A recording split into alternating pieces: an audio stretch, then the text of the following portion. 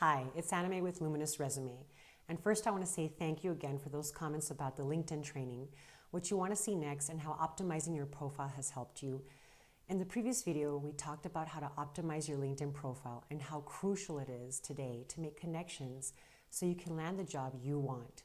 If you missed that, don't worry. I put a link below this video so you can watch this critical information in video number 2. Today, I'm going to start with a question. What separates the people who get hired and the people who just come close to getting hired? What part of this would you think might be the final piece of the puzzle? High-level managers and CEOs know that the difference between hired and not hired is the interview process. This is what weeds out the candidates that just look good on paper, and it's your chance to truly stand out. If you followed the previous videos, you got an idea of how to craft a good resume and how to use LinkedIn to make connections.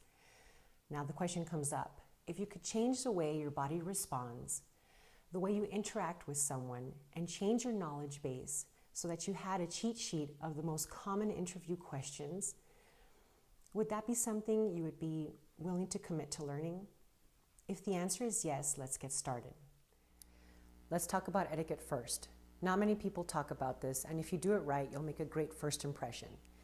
As soon as you walk into the room, you are being evaluated. You're going to open the door for a brief moment in the doorway, look at everyone's faces.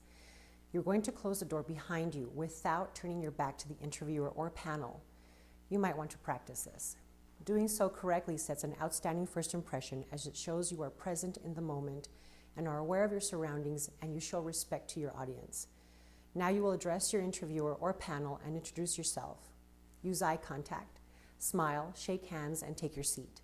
One more thing on shaking hands. If you have a portfolio, briefcase, or handbag, make sure you hold it in your non-dominant hand because you never want to shuffle the items around last minute. Furthermore, if you have a handbag, do not shake hands while it is slung over the hand you are going to shake with. Also, learn from other people's mistakes. I was interviewing someone who obviously had just purchased new shoes. When she came into the office, her new shoes were cutting into her skin. She was bleeding from her heels and was in pain. This totally distracted everyone on the panel, and it showed that this person simply was not prepared. She wasn't proactive in something very simple, and it sent an overall bad message. Now, is this really putting your best foot forward? So in review, wear something you are comfortable in and something that isn't brand new. This goes for shoes, suits, dresses, and makeup. Now let's move on to body language. Don't cross your arms or your legs and sit up straight. Don't fidget, and please don't do my #1 pet peeve, playing with your pen. Also, always turn your body to the person who is asking you a question. Lean in when you answer, and don't forget to smile and continue to make eye contact. If you need more time to think of an answer to a question, ask them to please repeat the question. If you have one interviewer, make sure you remember their name. If it is a panel, it is okay to quickly jot down everyone's name if you can't remember all of them. When you answer a question, try as much as you can to call each person by their name. It shows you are competent and you are considerate. Thank them. Okay, that's all for the body language and etiquette. Let's move on to the common interview questions, what they are, why they're asking them, and what to say and what not to say. The most common questions are, tell me about yourself. The reason they ask this question is the interviewer wants to hear your confidence level and how quickly and creatively you can answer. They want to hear an overview or a snapshot of your professional life and accomplishments. They don't want to hear about your kids or your coin collection, and they don't want to hear about any of your hobbies unless they're directly related to your job. What are your greatest strengths? The reason they ask this question is the interviewer is listening to you, to your tone of voice, and is paying attention. Are you taking all the credit without acknowledging your team? They want to hear you be truthful, self-aware of your abilities. They don't want to hear you boasting. You may repeat the question in your answer. What are my greatest strengths? Pause for a moment. I have a few. I'm organized. Well, how are you organized? I use my Outlook for my to-do list and set up reminders and follow-ups for meetings. I'm also punctual. I give myself ample time in case traffic is bad or if a conference room isn't set up the way it should be. What are your weaknesses? The reason they ask this question is they're looking to see if you will slip up and reveal a serious character flaw. They want to hear you being truthful and being proactive in finding solutions to correct your problem areas. An example of this would be, I'm not the strongest presenter right now, but I recently joined Toastmasters, which I find very helpful in improving these skills. They don't want to hear you say you can't do something. Remember, give something that you are presently working on and tell them how you are going to fix it. Why should we hire you? The reason they ask this question is a great opportunity to find out if you actually know what you're getting yourself into. They want to hear confidence and concrete evidence as to why you are a viable candidate. An example might be, with my 10 years experience, I bring a proven track record of consistency and an exceptional ability to reduce costs while managing employees. Keep in mind with that what the job description requires. They don't want to hear you toot your own horn constantly. Answer in a way that shows you can solve or help solve a company problem. Why do you want to work here? The reason they ask this question is because the interviewer is listening for an answer that indicates you've given this some thought and are not sending out resumes just because there's an opening. This also shows them that you have done your homework on the organization.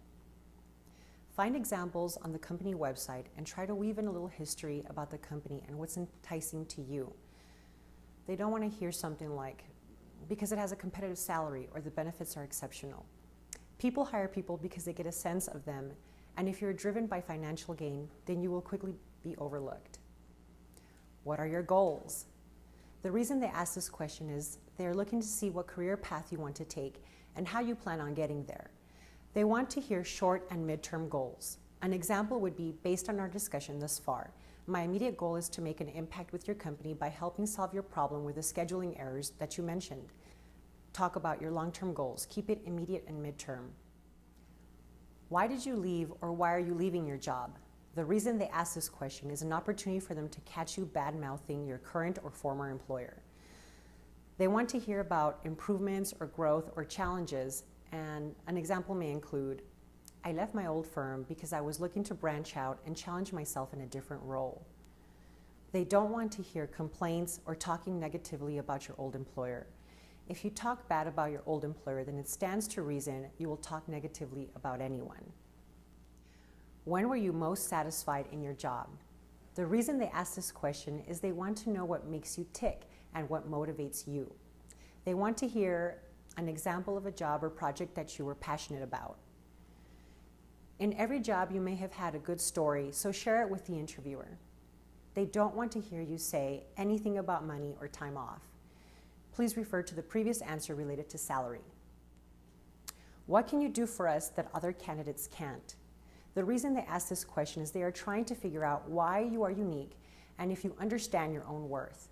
They want to hear your assessment of yourself, your experience, your traits.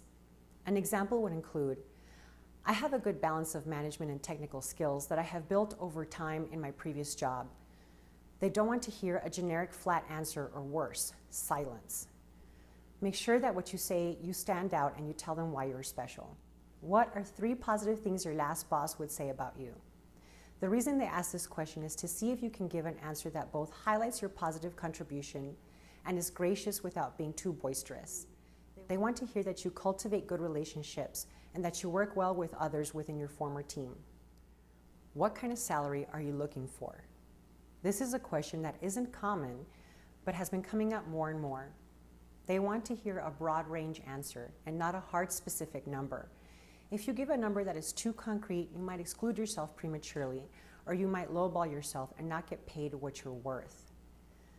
An example would be, at the time of the offer, I'm sure we can agree on a reasonable amount. What do you typically pay employees in this position? If you are an animal, what kind of animal would you be? Now we're moving on to brain teasers, and it was one of my favorite tactics to use when interviewing potential candidates. We will talk more in detail in the member section on this subject. Remember, there are no wrong answers here.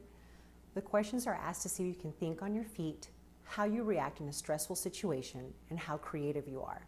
So think critically here. Every animal has good and bad traits. You just have to explain your answer. An example would be, I'm a snake because I'm sly when I have to be, and I try to think out my strategy far in advance before striking. You see how every answer can have 2 sides? Do you have any questions for me? If you say, nope, that's all, Congratulations, you've just answered that question like 80% of other candidates. But you aren't like other candidates, are you?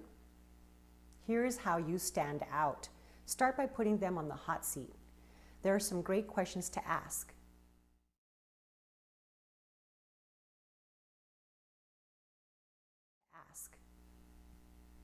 What makes this company different in comparison to its competitors? What kind of training do you provide? Tell me more about the work culture at this location. What is your management style? Here's a bonus section that would have saved me countless of hours. You must sell yourself at the end by doing these things. Ask for their business card. One of the best ways I was asked by an applicant was, "Can I get your business card so if I have any questions I can contact you?" This is extremely important and not something that is common knowledge to do, because when you have their card, you can look them up on LinkedIn and you can connect with them. By doing this step, you are putting yourself at the top echelon of applicants. Ask them what the next step is in the interview process. Say this: "Based on this interview, do you feel that I would be a good fit in this position?" Or, "I'm ready to move forward, so what do you need from me today?" Okay, that's all for now, so let's head back to my desk.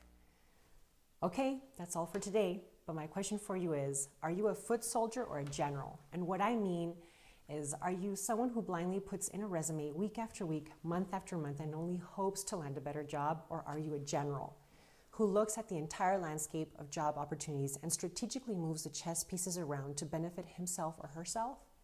In our next and final video, I'm going to show you how to be more like a general and really start strategically moving those chess pieces around so that you can optimize your chances of landing the job you really want.